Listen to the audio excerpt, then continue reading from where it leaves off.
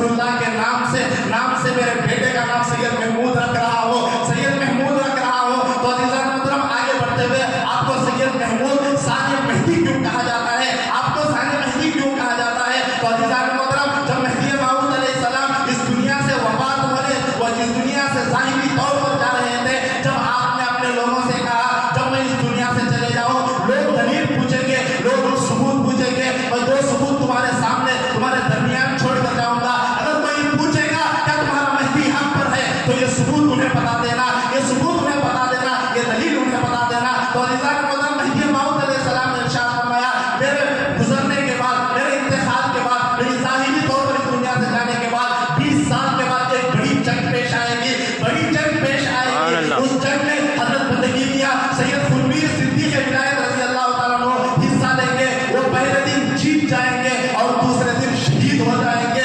अल्लाह हज़रत मेहदी मऊद के ज़माने के 20 साल के बाद का मेहदी मऊद अलैहिस्सलाम ने दलील के तौर पर, सबूत के तौर पर ये दलील देकर चले गए। फिर दूसरी दलील पूछा गया तो मेहदी मऊद अलैहिस्सलाम ने फरमाया, जब मेरा जनाजा उठाया जाए, मेरा जनाजा उठा दिया जाए, जब मुझे खबर में रख दिया जाए, जब मुझे खबर में रख दिया जाए, मेरा जनाजा खबर में रख दिया जाए, तमाम लोगों को जमा कर मेरे कफन को खोल कर देखना, मेरे कफन को खोल कर देखना। अज़ीज़ान मोहतरम मेहदी मऊद ने फरमाया, अगर मेरे कफन को जब खोलेंगे, अगर मैं उसमें मौजूद होऊंगा तो समझ लो कि मैं मेहदी सच्चा नहीं था, बल्कि कोई झूठा मेहदी था।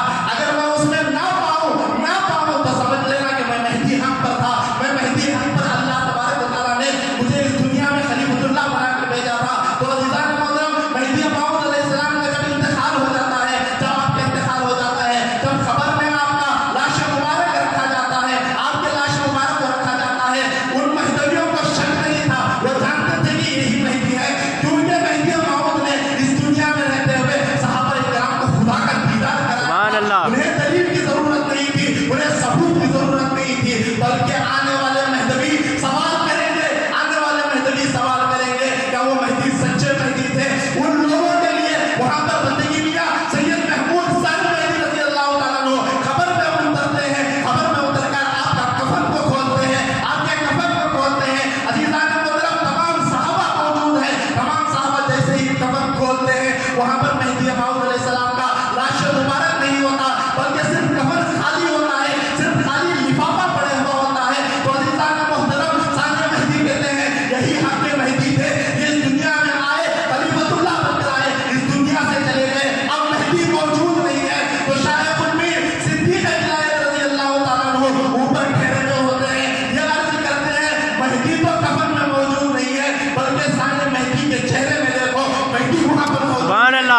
सुभान अल्लाह। सानी मेहदी रज़ी अल्लाह तआला अन्हु को सैयद महमूद के साथ सानी मेहदी कहा जाता है। जब मेहदी मऊद कफन में मौजूद नहीं होते, जब सानी मेहदी के चेहरे को देखा जाता है, मेहदी की शक्ल सानी मेहदी में उतर जाती है, इसीलिए आपको सानी मेहदी कहा जाता है। तो अज़ीज़ान मोहतरम बंदगी मियां सैयद महमूद सानी मेहदी रज़ी अल्लाह तआला अन्हु की कल बहरिया में मुबारक है, उनका फैज़ तक़सीम किया जाएगा, उनका फैज़ तक़सीम किया जाएगा।